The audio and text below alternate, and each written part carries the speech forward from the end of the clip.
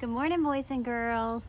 I am here on my front porch surrounded by pumpkins. I'm not at the pumpkin patch, but I'm kind of on a pumpkin porch. And it is Tuesday, and I'm sure that your moms and dads have told you that we can't come back to school this week. That silly virus has some germs, and we just want to make sure everybody is safe. So we're not going to come back and be together the rest of this week, but hopefully we can be back together next Monday. But because we can't be together, that means we can't do our pumpkin patch outside like we talked about. So Miss Amy's got all the pumpkins here around me, and me and Miss Tina are gonna bring the pumpkins to you.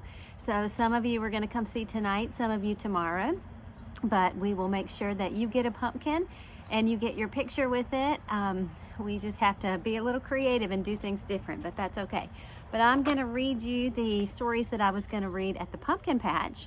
And then the rest of this week, I will just be reading a bunch of stories about pumpkins. So the first one is 5 little pumpkins. This is a fun rhyme that I like to say. 5 little pumpkins. Can you help me count them? 1, 2, 3, 4, 5. Sitting on a gate. The first one said, "Oh my, it's getting late." The second one said, "There are witches in the air." You see the witches? The third one said, "But we don't care." The fourth one said, "Let's run and run and run." The fifth one said, "I'm ready for some fun." Then, ooh, went the wind and out went the light. And the 5 little pumpkins rolled out of sight. That's kind of a fun one. We will do that the rest of the month of October as we get ready for Halloween. All right, and the main story that I wanted to read today, this is one of my favorite pumpkin patch stories. It is called Jeb Scarecrow's Pumpkin Patch, and it is written and illustrated. Remember, the illustrator's the person that draws the pictures, by Jana Dillon. And so I'm going to read this one to you.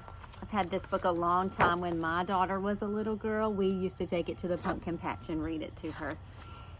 All right, Jeb Scarecrow's Pumpkin Patch. Here's Jeb, and you know a scarecrow's job is to scare away all the crows so they don't get to the vegetables and fruits. It's mighty hard work scaring crows all day. Crows don't scare easy. A scarecrow's got to flap and wave his arms around and kick and hurl his legs.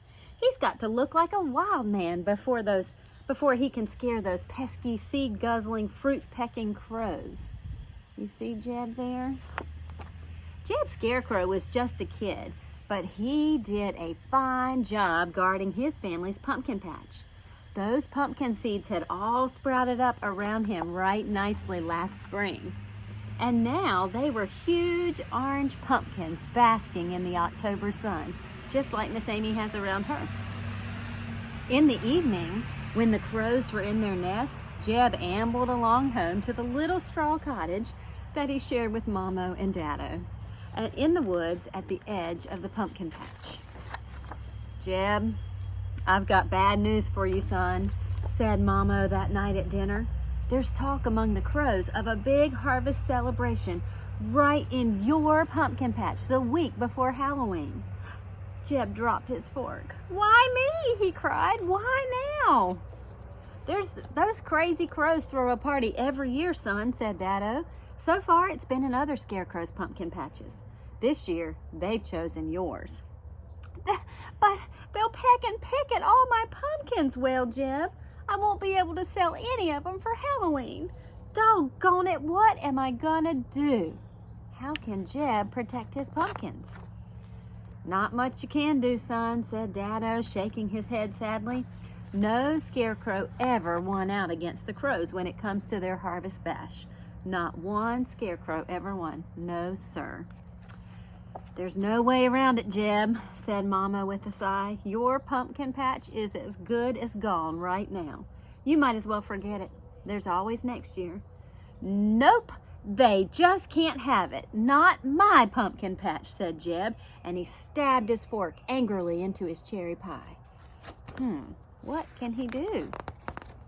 Each day, Jeb stubbornly showed up in his pumpkin patch at dawn's first light. He tried to plot of some way to save his pumpkins, but it took a lot of thought and the crows didn't leave Jeb much time for deep thinking. Here comes a crow, look. "You're not partying here," Jeb warned Grandfather Crow as he swooped by. "Oh, yes we are," called Grandfather Crow, "and no scarecrow can ever stop us. Least of all you, Jeb Scarecrow. You're nothing but a kid." And he flew away laughing. Haw, haw, haw. He's not being very nice, is he? Let's see what Jeb does. Whoops. "No one is celebrating in my pumpkin patch," Jeb yelled at Bernie Crow. You see Bernie Crow? These crows are funny. They're wearing clothes. "You wait and see, Jeb Scarecrow," mocked Bernie. "This pumpkin patch will be nothing but leftovers." And he flew away chanting, "Party, party, party." "You crows should celebrate out in the wild, not in some hard-working scarecrow's pumpkin patch," Jeb scolded Lucy Crow. Look at Lucy Crow. She's wearing a dress. "And eat berries when we could be eating giant, juicy pumpkins? No thanks," said Lucy Crow saucily. "We're going to eat pumpkins. That's right, these pumpkins. Your pumpkins, Jeb." Oh no. There's not a scarecrow alive who doesn't get nervous the night before he has to do something important. The night before the crow's big bash, Jeb tossed and turned and twirled until his sheets were all twisted around his middle. He can't sleep because he doesn't know what he's going to do. It was his last chance to think of a plan. He thought of this and he thought of that, and he even got up 3 times to eat.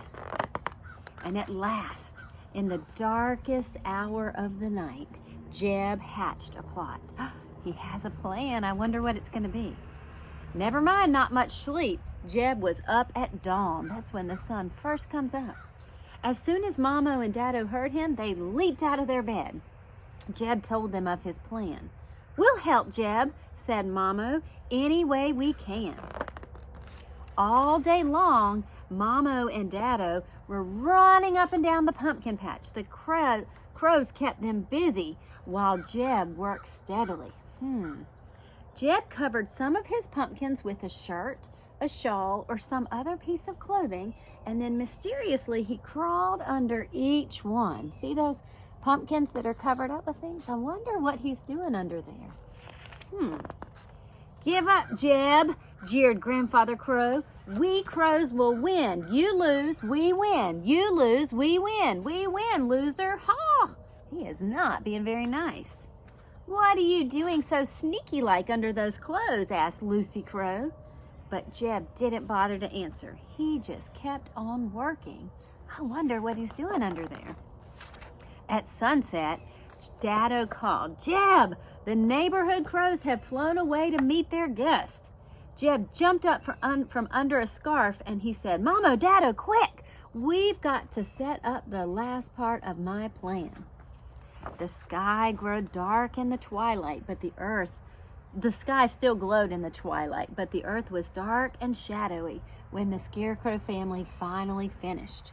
"I sure hope this works," whispered Mamo. "Cross your fingers," said Dado softly.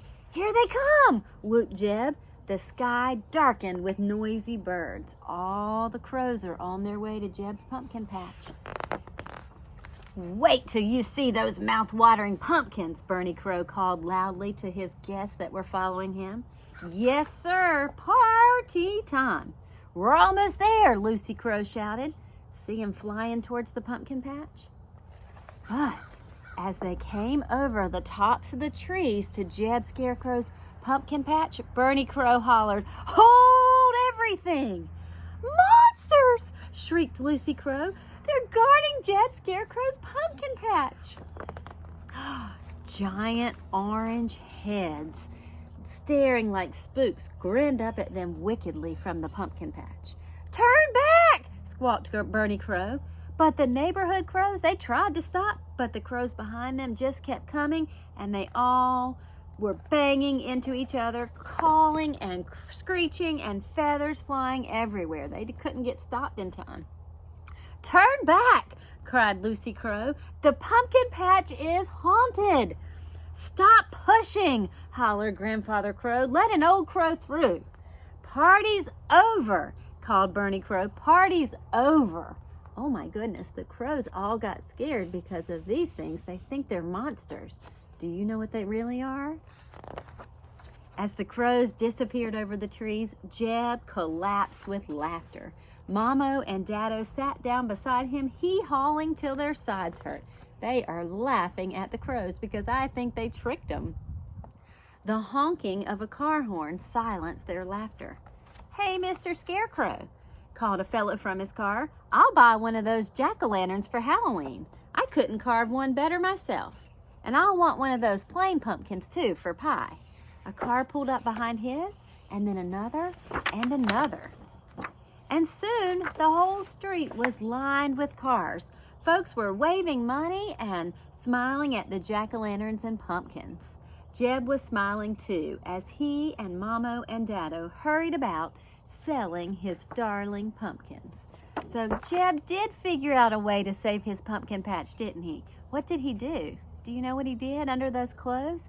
He was busy all day carving the pumpkins into jack-o'-lanterns. When you carve a pumpkin into a jack-o'-lantern, you clean out the inside and you give it a face, and then you put a candle inside and it glows.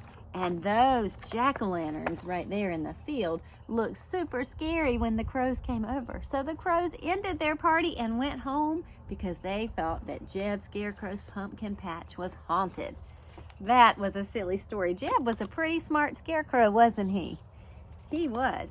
All right, boys and girls. Well, I will be seeing some of you tonight and tomorrow, bringing your pumpkins, me and Miss Tina, and I will be bringing you some papers from school, your Let's Find Out About Pumpkins, and all this week when I do my read alouds, I'm going to be reading stories and teaching you all about pumpkins. So I will see you soon. Have a great day. Bye.